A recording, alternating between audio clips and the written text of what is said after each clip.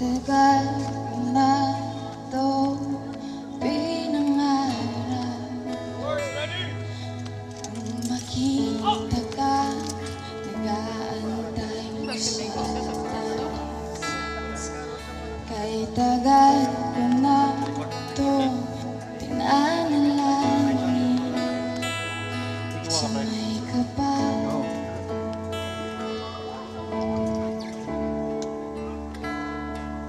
Ba't ibang pagsubok ang dinanas, ngunit si Kristo ang nagsilbing lakas.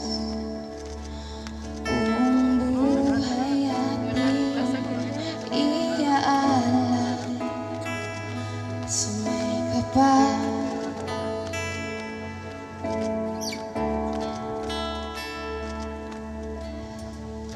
Ikaw at ako pinagtagpo,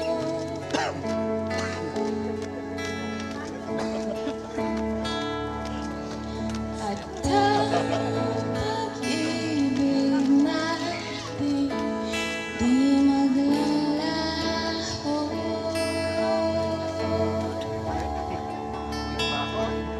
At ngayon nangyari na ang dating panaginip lang.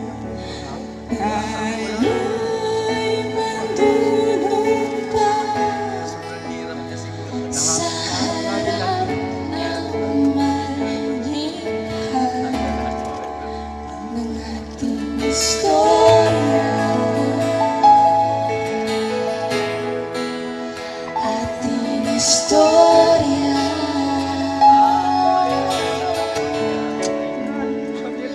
Matagal na rin ako umasa, ang akala ay di ka makikilala. Pinasa Diyos na ang lahat ng tiwala, ibinuhos sa kanyang lahat ng buhay. Ikaw at ako pinagtagpo,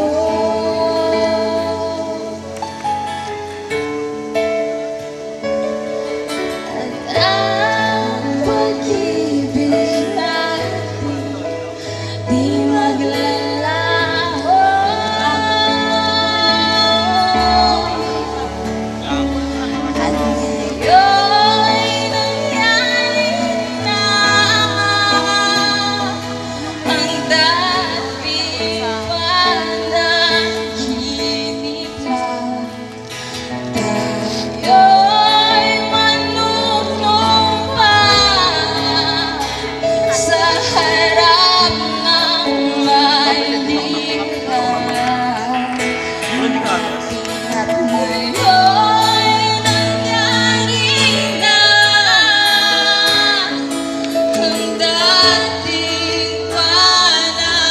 lang. Tayo'y manunumpa sa harap ng malikha ng ating istorya. Ating istorya.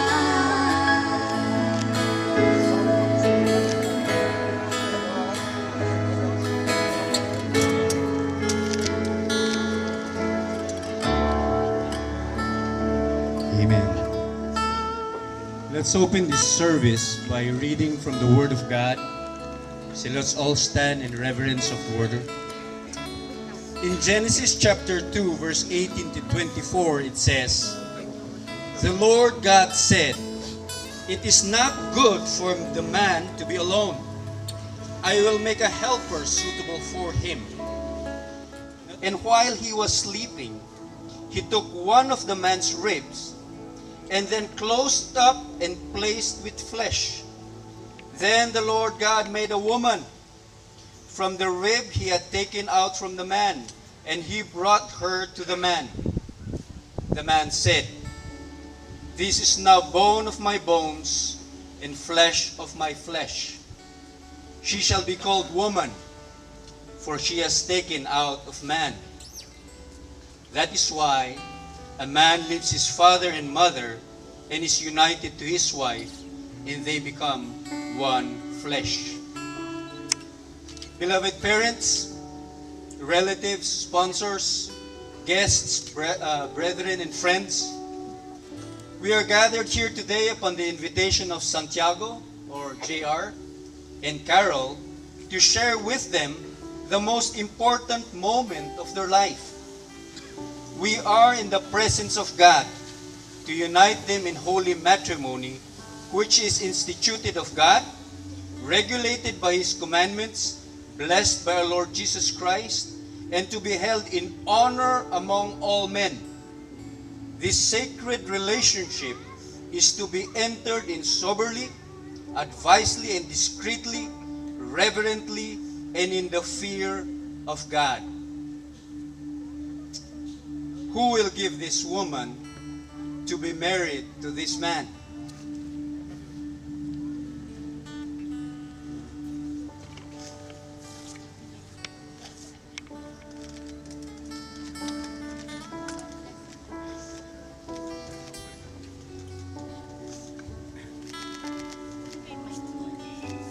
God is love, and whoever abides in love abides in God,